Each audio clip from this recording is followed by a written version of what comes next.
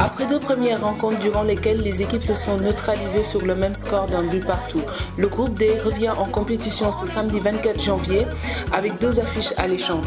Dès 17h, 16h GMT, les éléphants de la Côte d'Ivoire de Yaya Touré feront face aux aigles du Mali de Seydou Keita. Cette affiche aura une empreinte particulière, d'autant qu'il s'agit de deux représentants de l'Afrique de l'Ouest qui s'affrontent et dont les pays sont géographiquement voisins. On aura droit donc à un derby comme à chaque rencontre, quel que soit l'enjeu du match. Les éléphants de la Côte d'Ivoire conservent l'ascendant sur leurs adversaires du jour, les aigles du Mali. Car sur les trois dernières rencontres opposant les deux équipes depuis 2008, l'avantage est nettement du côté de la Côte d'Ivoire qui a gagné à 3 reprises.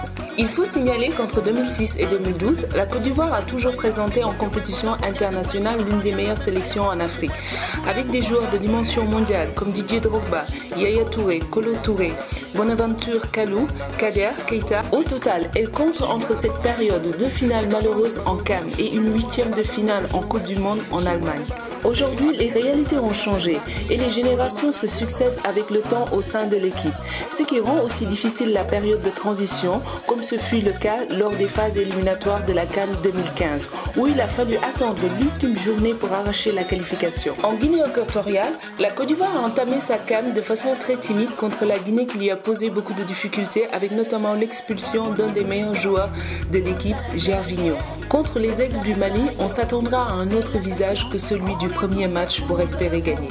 Mais l'adversaire du jour a beaucoup évolué et détient en son sein une nouvelle génération de jeunes joueurs épaulés par l'expérimenté Seydou Keita. La tâche s'annonce donc très compliquée pour les Ivoiriens, vu la prestation des aigles du Mali, qui ont failli battre les Lions indomptables lors de la première journée. Dès lors, on peut compter sur cette équipe malienne pour bouleverser la hiérarchie de ce groupe.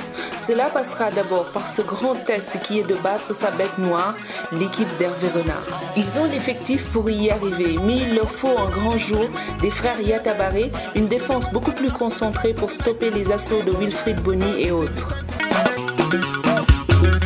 Oh non, ne me tape pas.